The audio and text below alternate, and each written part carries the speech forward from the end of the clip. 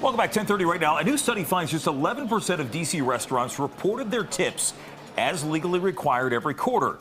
The data is from April of last year to March of this year. It is a requirement that restaurants submit the information to the Department of Employment Services so the district knows that workers are still making minimum wage with their tips. And this comes just 2 weeks before voters actually are set to decide whether tipped employees should be paid D.C.'s minimum wage of $16 an hour. Right now, they could be paid much less than that. Jacqueline Matter joining us live in Georgetown with more on Initiative 82 and how it could transform the restaurant scene.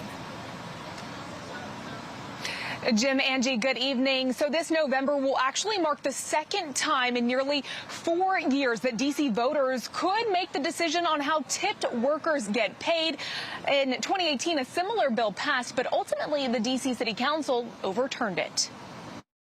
Initiative 82 would require D.C. employers to pay $16.10 an hour to tipped employees, regardless of how much they earn in gratuity. You got to treat the people who deal with the customers well. You got to pay them well so that they can sell as much as possible. And that's what we're going to see in D.C. Better service, a better restaurant industry. Currently, tipped workers make $5.35 as long as they make enough in tips to meet that $16.10 threshold.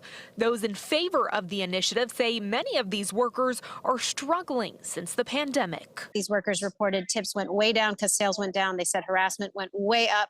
Lots of women reported, I'm regularly asked, take off your mask so I can see how cute you are before I decide how much I want to tip you. This bill also comes as countless restaurants in D.C. deal with staffing shortages. We've all seen the help wanted signs all over D.C. We've all seen, sorry, we can't open on Mondays because we're understaffed. The tips are always unstable. Now they'll be guaranteed a stable base wage they can count on, plus the tips. Those opposed argue operating costs at restaurants would likely increase and say many of these tipped workers in the district make well beyond minimum wage with tips.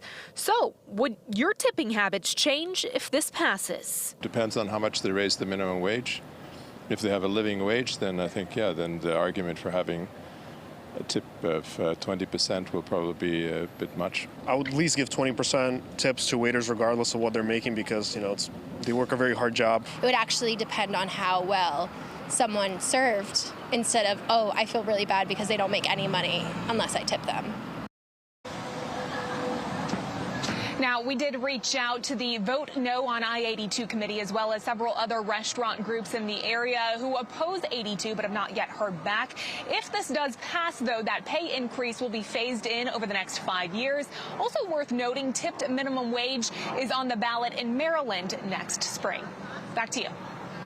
And that brings us to our Fox 5 Live Inspo question. Should tipped workers make minimum wage? Well, right now, 73% of you say no, 27% say yes.